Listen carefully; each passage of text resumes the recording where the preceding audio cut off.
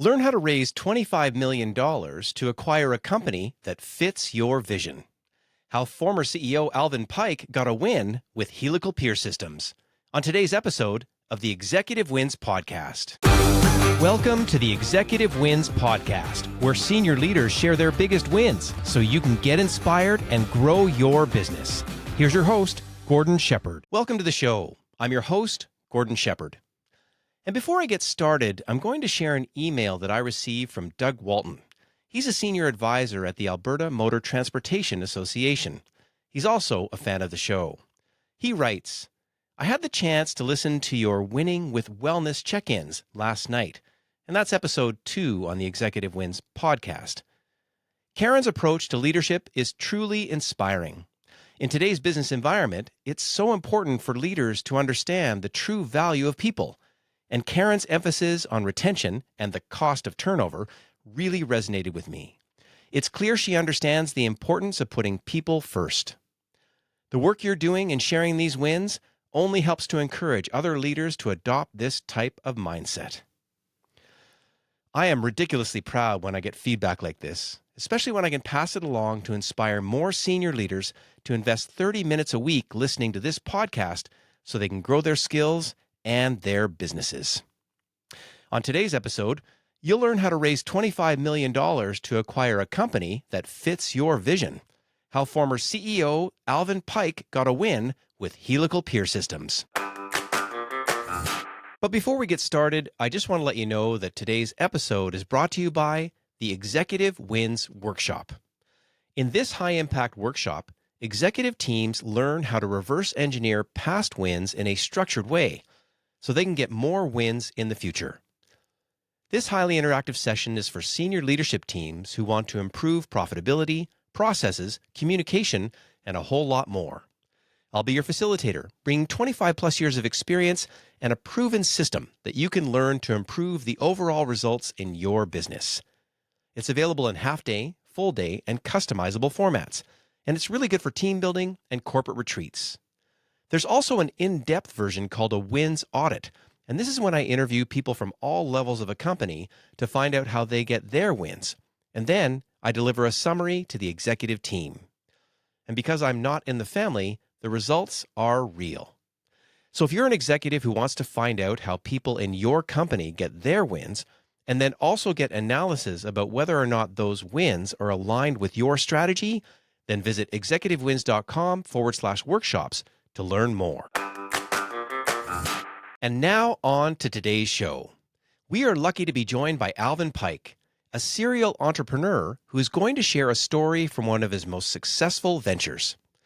It's about how he raised $25 million to acquire a screw piling business because he had a vision for how he could take that company from $10 million to $50 million a year in revenue. And the irony is that before he raised the $25 million, the biggest loan he'd ever gotten was a mortgage on his house. It's a great story that demonstrates the vision, perseverance, and positive attitude it takes to get a complicated deal across the finish line. And before we get into it, I want to remind you that this interview follows a specific format that I created called The Anatomy of a Win. And that's to help you learn the strategy, work plan, people, operations, and results behind every business win you hear on this show. I hope that you can use this approach to reach your next business milestone. And now here's Alvin Pyke with his executive win. Alvin, welcome to the show. Well, thank you, Gord. It's really good to be here today. I really appreciate you giving me an opportunity to talk about me. I don't generally like to do that, but I'm happy to do it today with you. Well, the audience is going to be just so lucky because they're going to learn about, a bit of your pedigree and the wide variety of experience you've had leading in so many different scenarios, along with the win that you're going to provide us here today. We can't wait to hear about it, but there's a lot of people maybe that haven't met you that would love to hear a little bit of, if you could introduce yourself at a cocktail party, what would you say? Well, first off, I would say I was a technology entrepreneur. I love technology. I'm a very curious guy, so I love to learn about new things. Once I've mastered something, I generally put it aside and look for something else to master. So I tell people that I love to build things. I'm a builder at heart, and whether I'm building a bicycle or building my backyard gardening stuff or anything, I love building things, and including businesses, and so that's been my passion through my whole life, and has made me the entrepreneur I am. Is that passion for building stuff? And for what I know, and I don't know the whole story, somewhere there's an engineering firm that you're a part of, sort of forming and being a part of. You got out of the engineering firm into your next venture. There's another, at least one or two ventures in there somewhere. But if you can give us a bit of maybe some of just the resume highlights so we can locate you again for the audience in terms of just how experienced you are building companies. Sure. Well, I started my first business when I was 12. I literally developed the business and had a plan at 12, and there was a specific purpose to that plan. I was with my father one day. We were shopping for we grew up very poor and had very little money, but I was an avid hockey player, and my dad had me playing hockey at a very young age at a high level, and so I was always going to buy used equipment. So we went to this used equipment store when I was 12 to buy a pair of used skates. And in the window of that store was this beautiful little motorcycle. It was a little Yamaha 60 motorcycle, 1972. And I fell in love with that motorcycle, and I just could not get it out of my mind. And I kept bugging my dad about it, and I wanted that motorcycle. And my dad said, "Well, I can't buy it for you. You're going to have to figure out how to buy it yourself. You're going to have to make your own money." And so that was the start, and I developed this little fruit stand in my local neighborhood. I worked for the local farmer picking fruit, and at the end of the day, when his fruit stand closed, he had fruit left over, and I would buy it from him at a very cheap price and take it back to the house. And as everybody came home from work, my brother and I had our little fruit stand out in front, and just like the little kids with lemonade, we had fruit, and of course, the cute little boys on the corner. It was irresistible. And by the end of that summer, that year, I had enough money saved to buy that motorcycle. And interestingly enough, my dad had put it away on a layaway plan so that they didn't sell it on us. And so he had actually had the owner save it for us and put it in the back shop. And because he knew we really wanted it, and worked hard for it. So at the What a end of the summer, remarkable start, in your first business. Somewhere in yeah, there, you got through your training, yeah. your background. I know it is in high level computer engineering type work in terms of getting out of that pedigree. You get on, you're in an engineering firm, and then somewhere in there, you break away to maybe set the stage.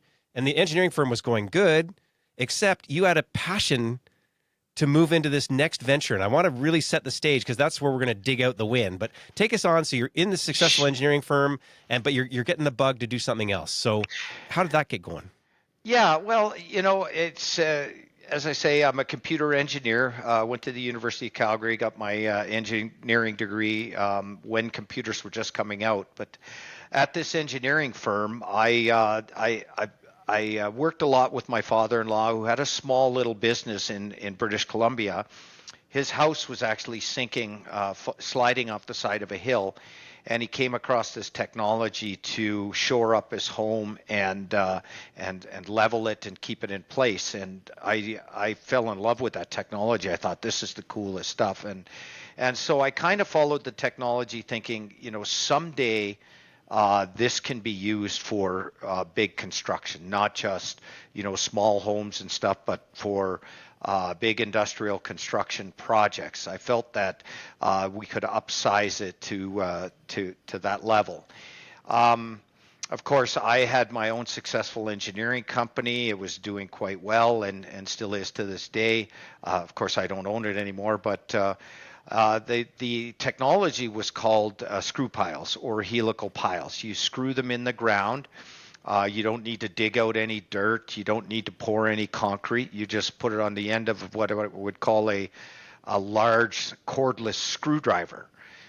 In this case, a 45-ton excavator with a 250,000-pound torque drive head, but just the same, a large cordless screwdriver to screw these things in the ground. And And so in 2007, when the housing market went for a crash in the U.S., my father-in-law's business was exporting very small, what I call baby piles, into the residential housing market in the U.S.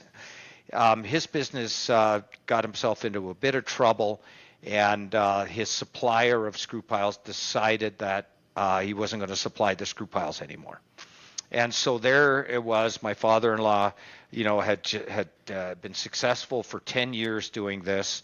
Now all of a sudden he doesn't have a supply of screw piles, and he has no market anymore. The market is just shut right down. So he came to me, and I'd been working with him quite closely anyways. I did a bunch of engineering for him. I actually became a self-taught civil engineer. I actually was approved by APEGA to do civil engineering on screw piles. Even though I'm a computer engineer, we tend to be able to cross boundaries in engineering if we put our mind to it and do the hard work of study and learn how to do it. So I was doing the engineering for him anyways on occasion, and he came to me and he said, "I don't know what I'm going to do." And I said, you have three choices. I said, you can either find a new supplier of screw piles, or you can find someone that's making screw piles and buy the company, or you can start from scratch and build your own manufacturing plant and build your own screw piles. It's not rocket science. It can be done fairly easily. And so I said, well, what I'll do is I'll look around. I'll see what's available in Alberta. We had two big companies here, Almeida Piling and Roterra Piling, one in Ponoka, one in Edmonton here. Really, Alberta is the pioneer around larger screw piles. Again, they've been used for small homes and stuff forever, but the large stuff was really homegrown right here in Alberta. And so I started to look around, and I found this company for sale. It was called Peaceland Piling out of Fort St. John, British Columbia. And so it seemed about the right size. I didn't have anything other than a simple teaser sheet on the company, and I thought, okay, well, we can have a look at that. And so I went to my father-in-law and I said to him, Ed, I said, this company's for sale. Why don't we sign the NDA and get the confidential information memorandum and have a look and see, what we can do with this. And so I did. I went out and I signed the NDA. I got the confidential information memorandum. And of course, I look on the very first page in the summary. They want between 25 million and 30 million for the business. And I just went to my father and I said, Ed, it might be a little bit big, a little bit more than we can chew off. Ed's best year, he may have done $500,000 in business. By any account of M&A standards, it might have been worth $2 million potentially. But there was no way he was going to buy a $25 to $30 million company. And so we kind of put it aside and said, okay, well, that's not going to work. And of course, I went merrily back to engineering and did my engineering work. And this is kind of where the big win comes in. I guess the one that we want to talk about today is the big win was actually closing that deal and buying that company. And it was a pretty amazing feat. In fact, it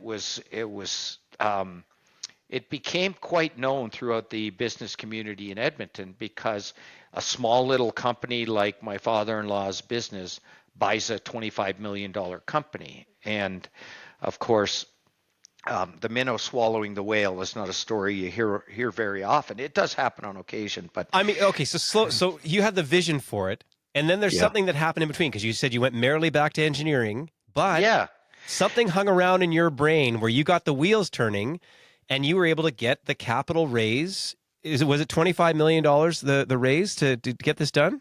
Yeah, well, what eventually happened was, I started talking to a friend about it. I had a advisor, mentor at the time, and I started talking to him about it. And he says, you're kind of looking at this wrong. He said, you don't have to have the $25 million. All you got to do is have enough capital yourself that you can borrow the rest against whatever you have. And so that got me thinking that, my father-in-law's company had value. And I knew enough people that I could probably raise the rest of the money that we needed to kind of pull it off. But the first thing I had to do was convince banks that we had something here. And so what I did was I sat down and I put together a business plan and a business case, and that took me a couple of months. And then I rented a conference room at the Delta Hotel on the crossroads corner of Whitemud and Calgary Trail. I rented a conference room, and I scheduled the big five banks to come in and hear my pitch, and had them show up in 2 hour sessions from first thing in the morning till 5 o'clock in the afternoon. I had 2 hour sessions with each bank. And out of that, first off, by the fifth one, I had polished the presentation pretty good, and I also had 3 of 5 that said they would write me a term sheet for the deal. Take me back for a second. I'm just gonna back into this for a second. So the night before, you got the 5 banks where you're going to raise the capital that you need to raise your portion of the money that's going to give you the leverage to this $25 million. What, your head's lying on your pillow the night before. What was that like? I guess excitement more than anything, maybe a bit nervous. I had never asked, when you think about it, we managed to raise $7 million. So I needed to borrow $18 million. The biggest money I had ever borrowed before was a mortgage on my house, a couple of $100,000. And all of a sudden, I'm asking a bank for $18 million. And so you can imagine that I didn't sleep all that much the night before. I was probably sweating pretty hard, but I had written a good business plan. I really understood the business, and I knew where I could take it. I knew where I could go with this business. I knew that the owners of the original Peaceland Piling were only touching the surface of where this stuff could go. And having all of the conversations with them, it was like, well, how come you're not doing this? Well, we don't have the capacity to do anymore. The one thing that I kept hearing about is we don't have the capacity to do anymore. And I thought, well, that's easily fixable. Let's build the capacity to do more. And so, it was nerve-wracking. But as I say, the first one maybe not as smooth as the last one, but by then I'd gotten it down pretty good. I love it. So here we've got, sort of a business that you sort of got insight into with your father-in-law. And then somewhere in there it percolated, because you could have, I'm sure, had a happy life in your engineering firm, but there's something in you that had that entrepreneurial bug or whatever that was to even go to the next thing.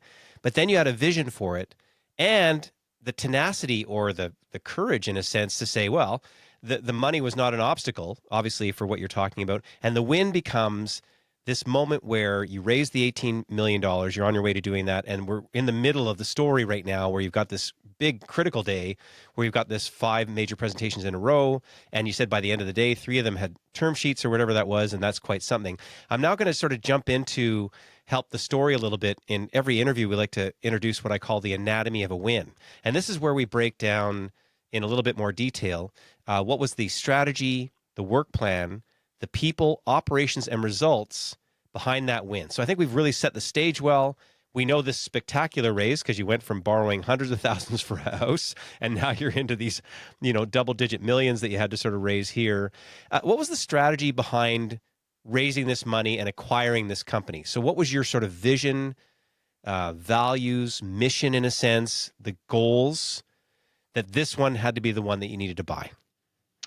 Well, first off, I was pretty enamored with the technology, and so, I really understood where we could go with it. I understood that the owners of the business had really not had the vision for the future. They were very focused on what they were doing and just doing that very well. They had no engineering. They had no technology in the company whatsoever. I'm a technology guy, so it's all about adding the technology. And I felt like, and that was the pitch. The pitch was I could take this company that was making $10 million a year, and I could get it to 50 in no time flat. I mean, that to me was the pitch. Was I could grow this business quickly, by adding technology, by adding engineering, by adding the people that really understood that business. And I'm just going to jump in because you said the early application in your father-in-law's business is sort of a home residential almost application, small. Your right. vision was to take it up to the oil sands or to take it to large industrial application, maybe anywhere in the world. But is that where it sort of was going for you?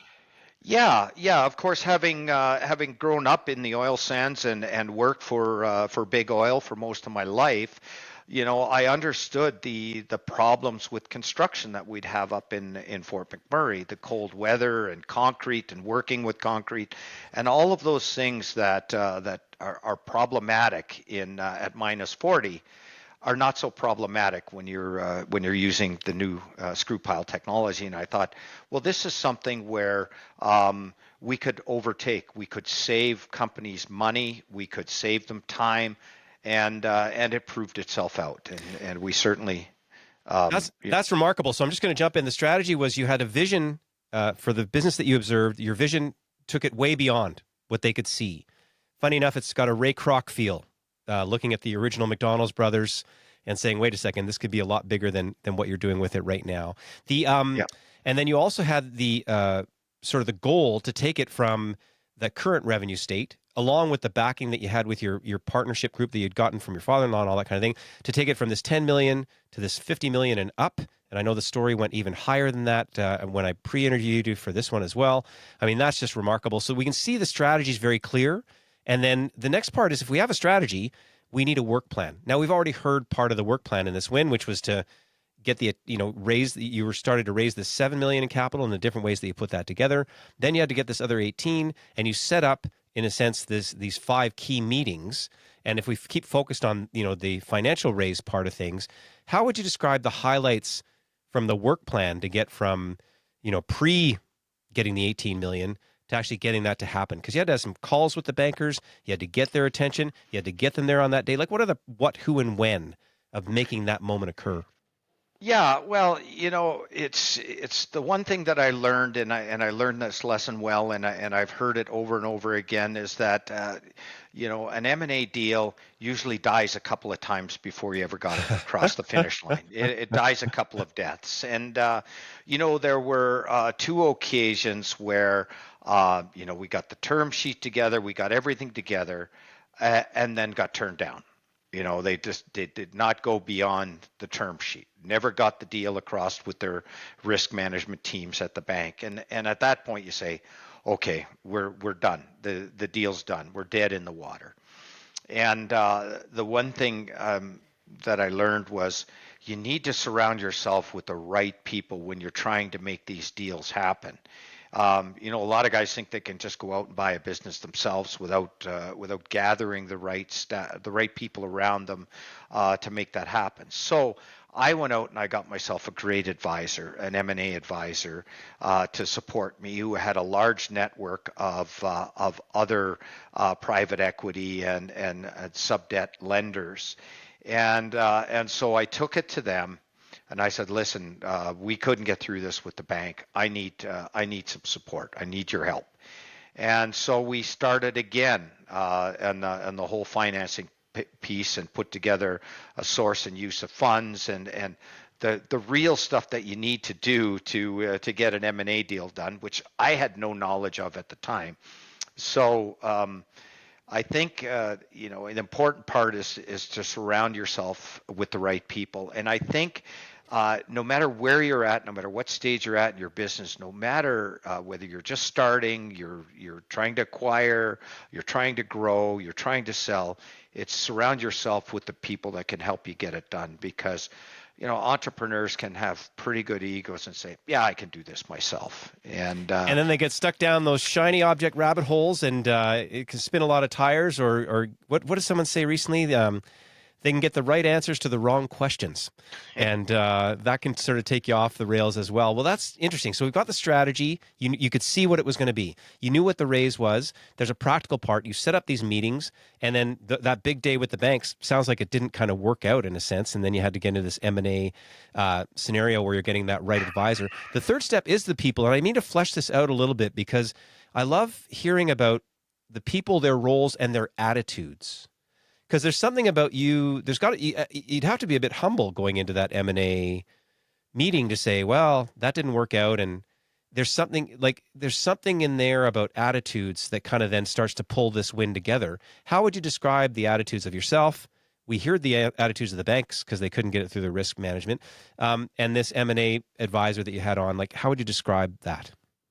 Well, first off, I would describe it as a lesson for me. I learned an awful lot about what it takes to do this sort of thing. So number one, it was that, and I think I was initially discouraged, but in talking to the M&A advisor, he said, "Don't worry about it. I mean, this happens all the time."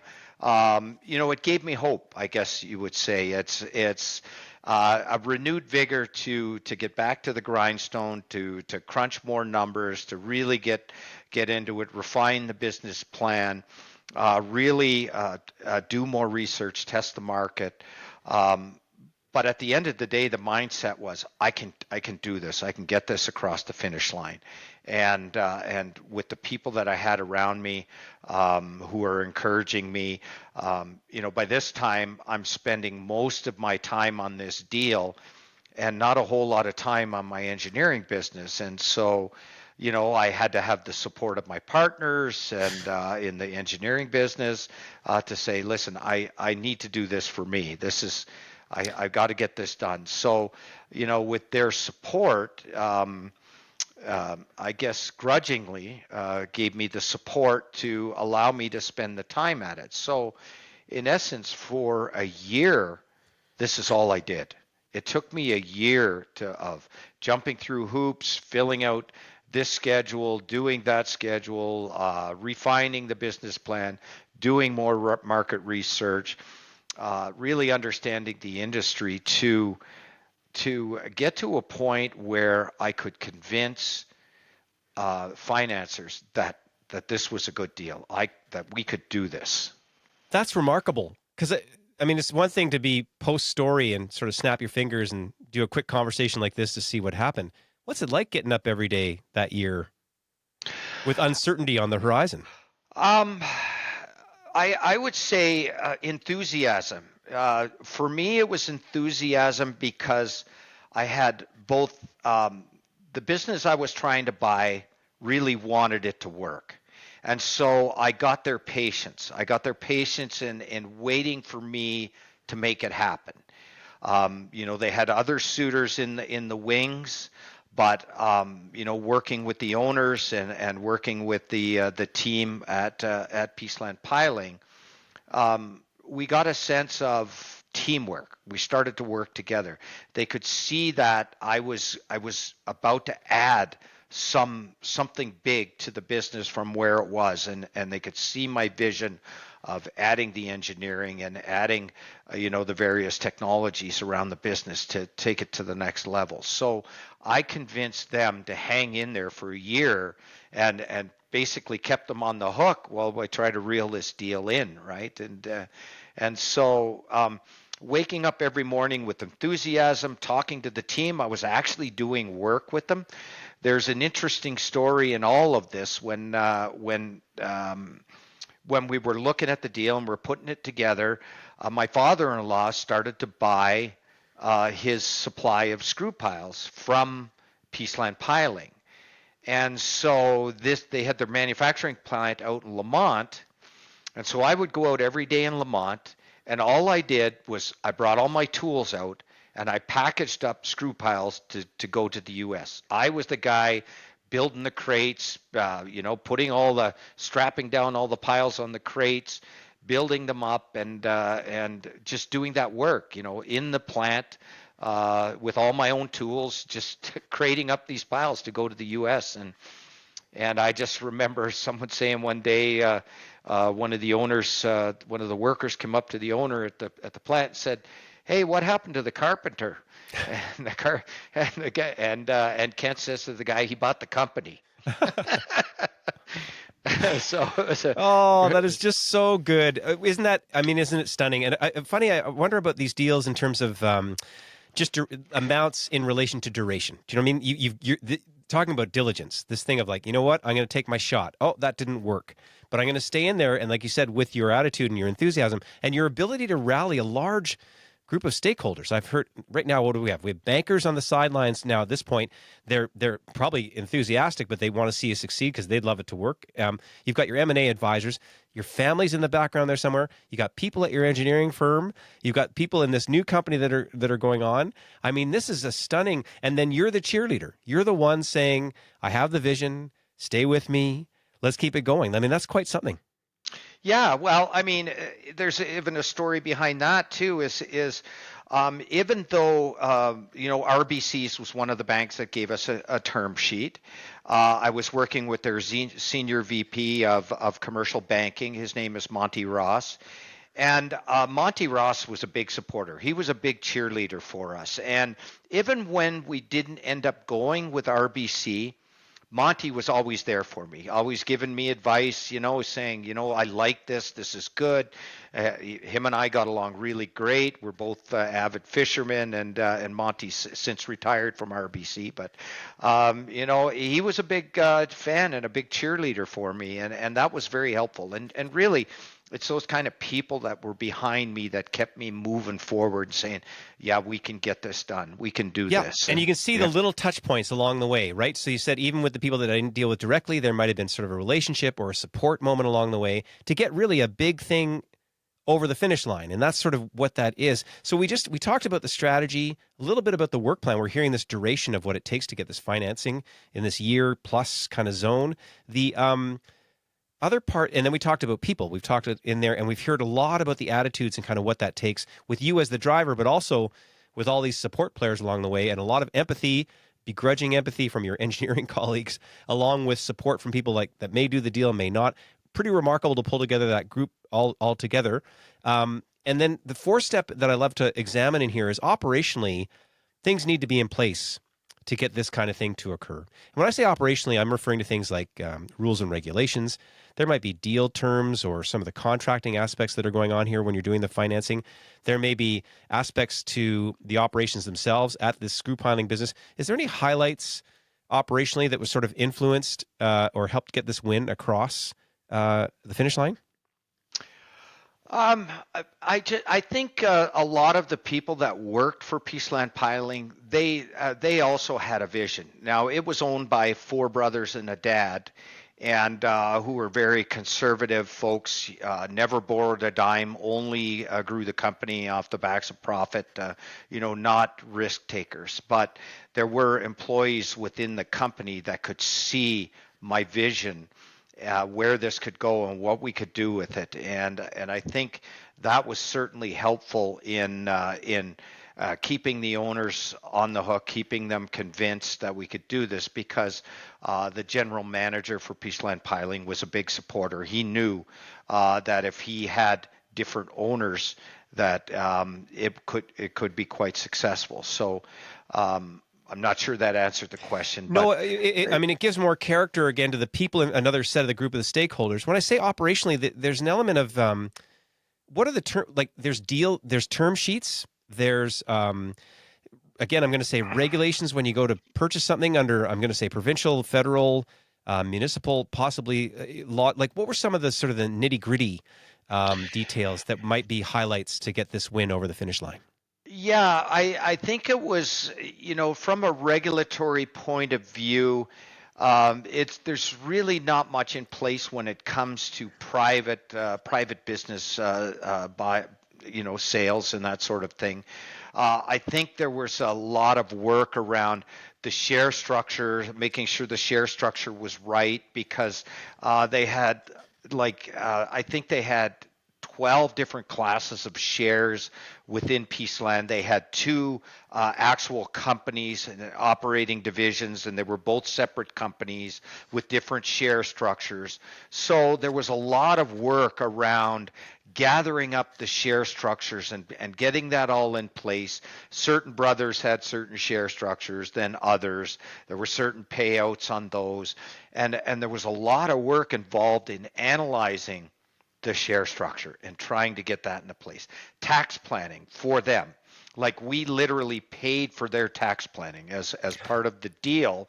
I agreed to use our M&A firm and their tax department to plan all of the the tax planning on the sale for the former owners, and so that was a big deal, and it took a lot of work, and it was expensive. Let me tell you. You've got, and these we're talking in early 2000s time. It's $700 an hour for a senior tax planner in these firms. So you can imagine what the bill was at the end of that, and we covered that cost, on their behalf. And So we've got share structure work to do. This is all, like, again, part of due diligence. There's the business plan that you've been sort of working on, refining and refining. There's your pitch deck, sort of assets along the way. And then you've got this, again, tax planning thing that you kind of throw in the mix. I mean, a tremendous amount of detail, again, in correlation to the nature of it. Seems to make a lot of sense. Again, when we get up into these higher dollar amounts, I'm sure this is just more due diligence that you have to do. Yeah, well, I mean, the due diligence, again, it took a year to get it done. And so there's due diligence going on all the way through that because, the lenders that we ended up getting our financing from, they were making us jump through a lot of hoops to get there. So every day it was a new schedule I needed to complete, a new, plan on various sources and uses of funding and all of that sort of stuff. I got to tell you, when we finally inked the deal, I couldn't believe it when I went into our lawyer's office in their main conference room, and you've been in some of these big conference rooms in a law firm, and they're massive. I mean, it's like 40 chairs long. Well, I can tell you there were boxes on that table from one end to the other. I signed my signature on a piece of paper no less than 200 times. And think about that with all of our partners. So there was a lot of ink spilled on that in that boardroom that day. So there is an exorbitant amount of due diligence that does go on. A lot of paperwork, a lot of resolutions, especially with the share structure that they had in place, and the various owners and all of that. So if we back up the story, we have an engineer who started a fruit stand with a vision in this moment in time to say, well, we can do that. We can raise $25 million. And you set about doing it. We heard about the strategy, the work plan, the people, the operations we just covered. The final step in the anatomy of a win is the results. How would you measure the results? I'm going to say you got the money. That would be one of the key ones. But what are some of the quantitative, qualitative results that you like to point out when you talk about this win? Well, I think the first thing is executing on the plan. Of course, was getting the right people in place in the business. Okay, so number one was what I call going through the draft, and looking for those draft picks that are going to be your key players, your senior leadership in the organization, understanding who are the stars in that industry, in the screw pile industry. I mean, you can find construction people across the full spectrum, but I needed people who understood screw piling. So I already had one first rounder in the general manager that came with the company. He became basically my right hand person. And then I started on the next two draft picks, which I call the number one, number two, that weren't already in the organization. And that was, I managed to convince the general manager from one of the competitors to come over and become my vice president and a leader of the operation. So I convinced him to come over, and he is just unassuming Red Seal carpenter, but he grew the business for another screw piling company to the point where they were quite large. So he understood the business, and of course I had a family relationship unknown to me. But my wife was friends with his mother, and of all things, talk about a small world. through some association they had with I don't know, with their pets or something, and so it turns out my number one guy then was I convinced to come over. I sold him on the vision. He saw it as well, and I got him over. He became our operations leader, our integrator, if we're going to use an EOS term. He was the guy that put together all of the operation for me, and the other department I needed was engineering. I knew if we were going to go after oil sands, go after the big power line companies, we were going to need to be legitimate. We were going to need to have an engineering department that could do it. And so I looked around the industry, and the number one guy in the screw piling business was working for one of our customers, as it turns out, and that's another story. But he did his master's degree in screw pile engineering at the University of Alberta. So he was very well known in the industry. He understood screw piling like nobody's business, and as it turns out, was able to design screw pile groups that held the largest load on the planet. To this day, I don't think anybody has surpassed our world record of the amount of load we put on a screw pile. And so building that engineering department legitimized us. It really provided that legitimacy that, yeah, these guys are for real. So what I like to say is I took a construction company and turned it into an EPCM. Now, an EPCM in the engineering world is engineering, procurement, construction, and management, EPCM, which is a standard term for a company like Worley Parsons or SNC Lavalin or any of these other big companies. They're EPCMs. We were the EPCM of the screw piling business. We did every part of it. So that's in essence what we did. We turned it into a conglomerate of an EPCM. And if we need to put a bow on this, I mean, what a remarkable story. And I know there's just so much more detail to it because then there's the next, but we talked about this one win, which was you had a vision, you were able to see a company to buy, you were able to use your enthusiasm to sort of do that early raise of the $7 million. You were able to get the other $18 million into play, not in a day, over a multi-year period to get this to occur. The results are you were able to then get some of the A players into the situation, make it a very legitimate sort of thing, change the structure of the organization to one that it needed to be a leading cutting-edge company in your vertical. Excuse me. Financially, did it reach your goals in the end? Because you were saying you thought you could raise this certain amount. You thought you could get it to a certain amount. What was sort of the end number, in a sense, if you're able to imply or say that sort of resulted from raising this capital? Yeah, well, it's funny you say that, and you asked that. In talking with one of our financiers, he was coaching me as well, and he said, now you got to figure out how to get to $50 million. And of course, I just laughed and never really thought that hard about it. I knew eventually we'd get there. And then 3 years later, we were at $50 million. And I think back and someone asked me, well, how'd you get there? And I said, well, by accident. I don't know how I got there. We just got there. I mean, I'm being a little bit facetious. It just happened almost naturally. I had the vision, but it just naturally started to gain momentum, and we won bigger and bigger projects. And there are some milestones along the way, winning our first $1 million project on an Enbridge pipeline. We built a pump station on screw piles. It was our first $1 million job. And when I got that check, it was like, holy crap, look at that. And then, of course, then we went the next level. We won the $5 million job. But the height was winning a $40 million project on a power line for it was AltaLink at the time, now owned by Berkshire Hathaway Company, Southern Electric or something. But we did that $40 million project for AltaLink, and to me we were on our way.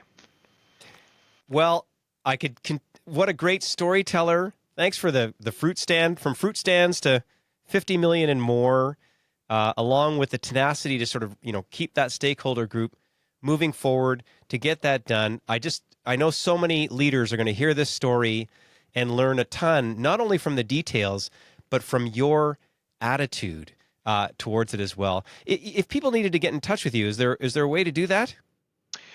Yeah, well, of course, I'm on LinkedIn, so I'm fairly prominent on LinkedIn. I post there regularly, and of course, they can reach me at my email address, apyke, apyke, at pivotemcorp.com. That's pivot, pivot, emcorp.com.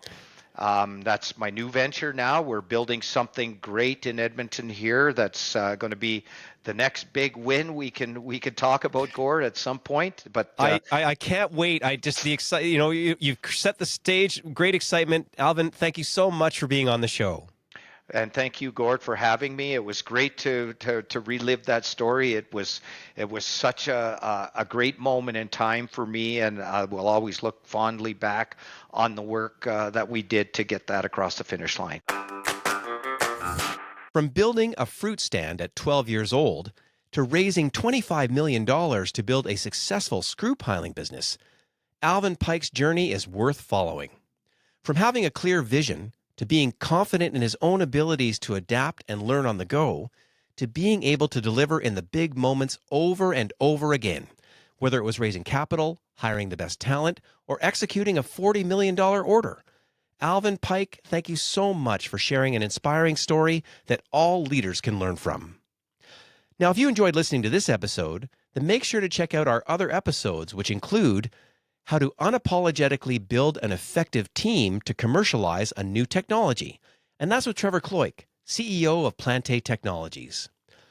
And if your leadership team wants to learn the anatomy of a win so you can reverse engineer your past wins in a structured way to get more business wins in the future, then check out our workshops at executivewins.com/workshops to learn more. Now, if you enjoyed today's episode, be sure to rate, review, and subscribe, and share it with a fellow leader. And don't forget to check out our resources and links in the show notes. And keep listening to the Executive Wins podcast for more inspiring wins that will help you grow yourself, your team, and your entire business. Thanks for listening to the Executive Wins podcast. Make sure to rate, review, and subscribe as we bring you more inspiring wins from outstanding leaders so you can grow your business.